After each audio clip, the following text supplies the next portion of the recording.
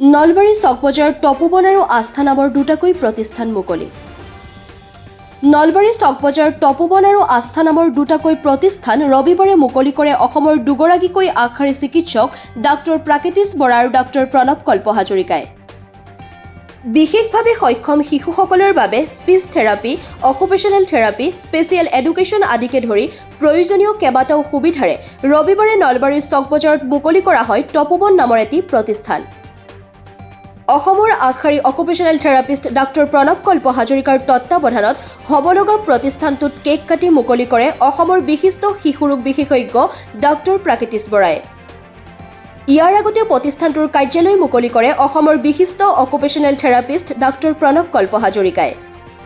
প্ৰতিষ্ঠানটি মুকলি অনুষ্ঠানত অংশগ্ৰহণ কৰে বিশিষ্ট শিশুৰোগ বিশেষজ্ঞ প্ৰণৱ কুমাৰ শৰ্মা, শিক্ষাবিদ ডক্টৰ দিনমণি ভাগৱতী, ডক্টৰ চন্দন কলিতা, প্ৰমোদ ডেকা, সমাজকৰ্মী অসীমা বৰদলৈ, NRNLৰ জিলা প্ৰবন্ধক চন্দন কলিতা, নলবাৰী জিলা সাহিত্য সভাৰ সম্পাদক পংকজ বেজবৰুৱাই।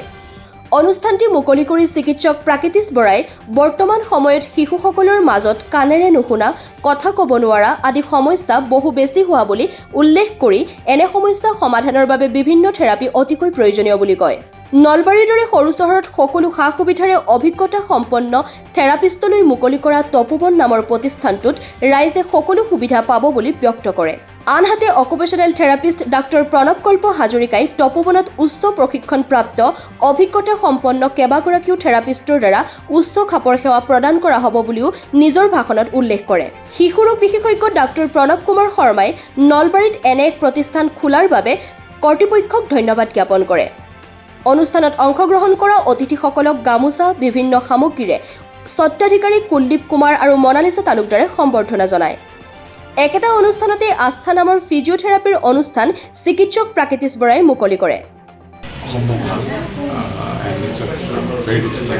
আৰু ইয়াৰ ল'ৰা ছোৱালী ছাৰে কৈছে ইয়াৰ ল'ৰা ছোৱালীৰ সুবিধা হ'ব আৰু এইটো চাইণ্টিফিকেলি ডান। ইয়াত চব প্ৰেক্টিকেল মানুহ থাকিব, যিটো বিৰাট ইম্পৰ্টেণ্ট। জানিব লাগিব কোনটো ক'ত কাক কি কেনেকুৱা থেৰাপি দিব লাগে, আৰু সেইটো কাৰণে এই অনুষ্ঠানটো হোৱা হৈছে। আৰু মই খুব সুখী যে ইয়াৰ যেনেকৈ ছাৰে কৈছে আমাৰ ইয়াৰ ডিষ্ট্ৰিক্টছ ওচৰ পাজৰৰ ল'ৰা ছোৱালীবিলাকক খুব like they will get the facility, আৰু প্লাছ গুৱাহাটীলৈ যাবলগীয়া যাতে নহয়, তেওঁলোকে ইয়াতে আহি গোটেইখিনি সুবিধা ল'ব পাৰিব। And it is very scientific Tapoban. আৰু আই উইচ, আৰু মই সদায় মোৰ শুভকামনা থাকিব।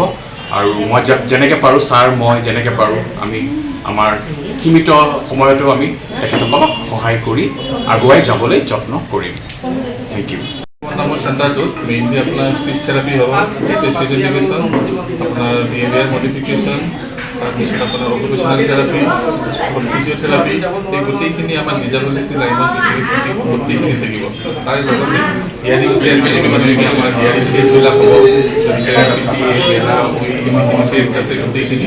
তাৰ লগতে আপোনাৰ হিয়াৰিং গোটেইলৈ আপোনাৰ আমি ব্যৱস্থা কৰিম। এইখিনি আমাৰ মেইন উদ্দেশ্য। আৰু আজিৰ পৰা আমি নলবাৰী গোটেই আমাৰ স্থিতি আপোনালোকৰ নলবাৰীৰ পৰা কুলদীপ বৰ্মনৰ report, north east news Assam. সত্য, বিশ্বাস আৰু সততাৰে ৰাইজৰ স্বাৰ্থ, নৰ্থ ইষ্ট নিউজ আছাম।